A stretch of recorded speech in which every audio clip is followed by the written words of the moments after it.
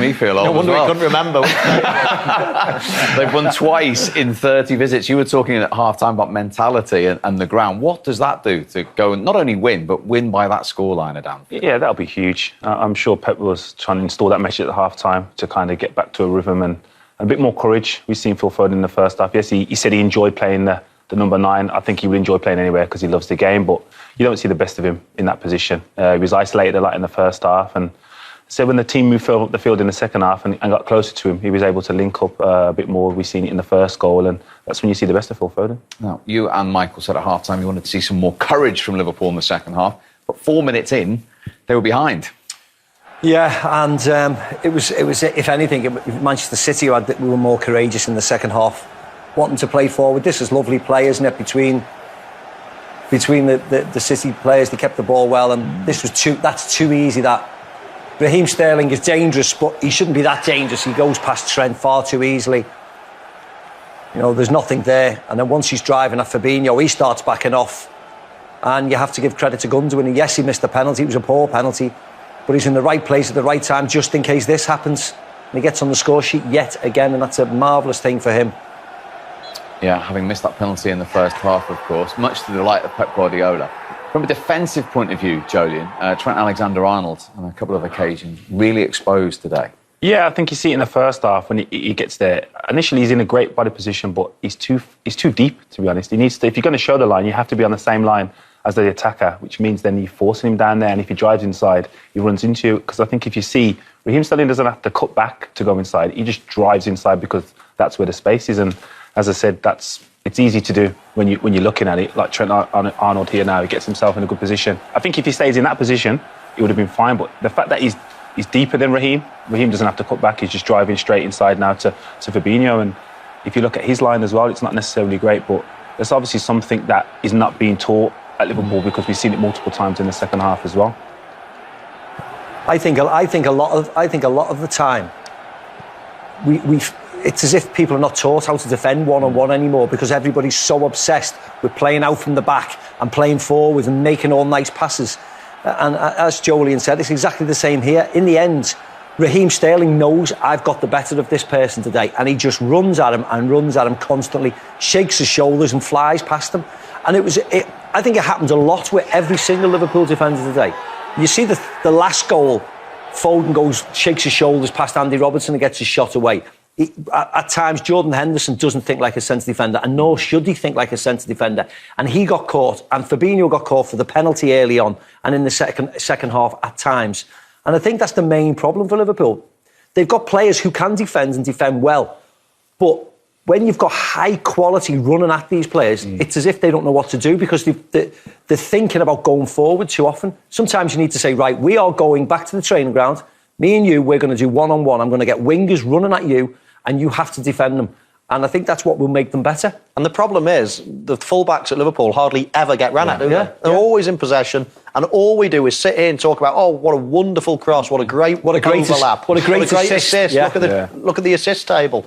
And it's all fair enough, and it's understandable. But occasionally, you play against the big boys, and they've got good players as well. You might play in a Champions League final or at Anfield against Man City.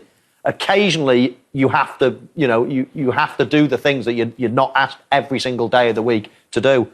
And when you're not practicing it, when it's not happening every single day or every single week, you get rusty. You can't do it. And there were so many examples tonight. And in fact, it was almost a sad indictment of how Raheem Sterling was feeling towards Trent Alexander-Arnold. Because later on in the game, he ran at him. He gave the ball away, granted. But the way he ran at him, it was like, wow, you thought you were going to get past him just doing... Yeah. He just pushed the ball, he just kicked the ball and just... As if it was like, I've got you on toast here. It's easy for me. Yeah, and that's the thing. And that told a bigger story for me than actually the poor defender. Yeah, definitely. And it's not a witch hunt against Trent, but it seems to me that players nowadays work on what they're good at rather than what they're not good at. And then when you face what you're not good at, you're obviously going to get exposed, and that's what's happened today. And Liverpool, as you rightly said, got level, didn't they? Courtesy of a collector's item, a Ruben Diaz mistake. Yeah, and this was the same. Yeah, he just comes across with his wrong foot. It's a penalty. Salah makes the most of it, but it was a penalty. He pulls him back. But it's very unorthodox to come across with your right foot like that. It's like, just come across with your left foot, take it, clear your lines, forget all about it. So, unusual mistake from Ruben Dias, and it might wake him up a little bit going forward. But yeah, allowed Liverpool to get back in the game, and it was the great camera shot this, and it was a really nice angle and a really nice goal. And you almost think Liverpool are back in the game then, and things could happen. But actually, it got worse. He made substitutions who didn't have an impact, and Liverpool just just struggled in the game then. OK, we'll come back to those further Manchester City goals in a moment after we've heard from the City boss. He's won at Anfield at last, Pep Guardiola. Pep, you've had to wait a long time for a victory here, so how good's it? 1-1. What happened with Alisson today? Well, first of all, it's uncharacteristic, isn't it? He's one of, if not the best goalkeeper in the world.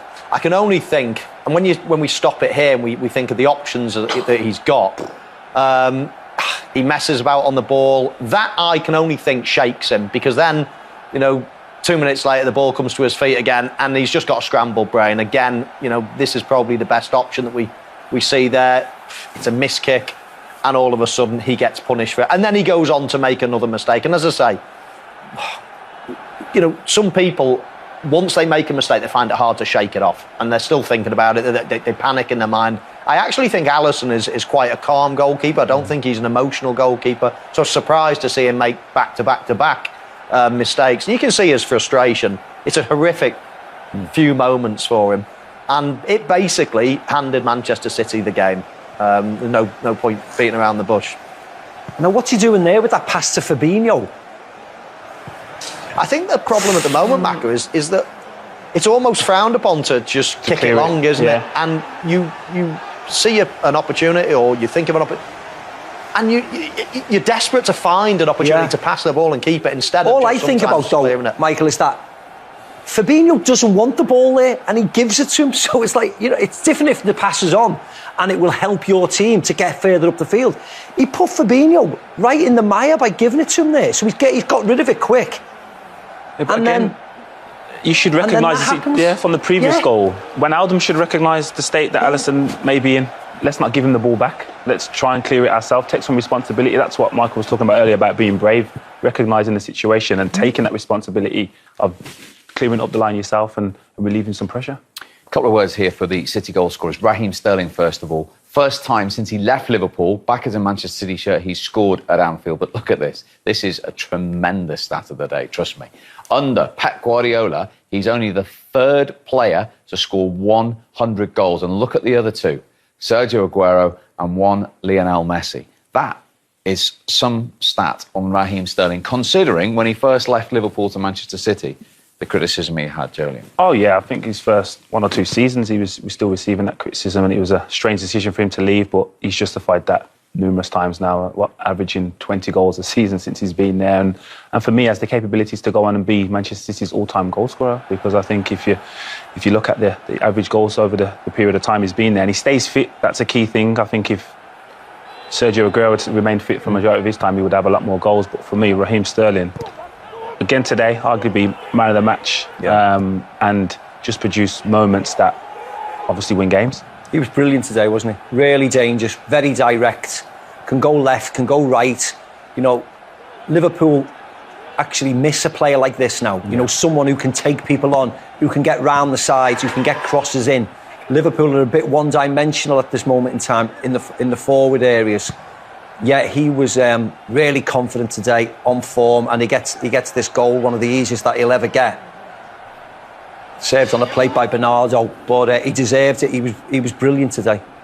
That's a confident claim from Jolien there. So to the goal scorer who knew numbers like they were a supermarket receipts. Sergio Aguero, is he going to be beaten by Raheem Sterling? Could you see that possible? Well, if you'd asked me a few years ago, I would have said Raheem Sterling will do well to score 10 a season, because he just wasn't a natural finish. But now, all of a sudden, his numbers are going through the roof.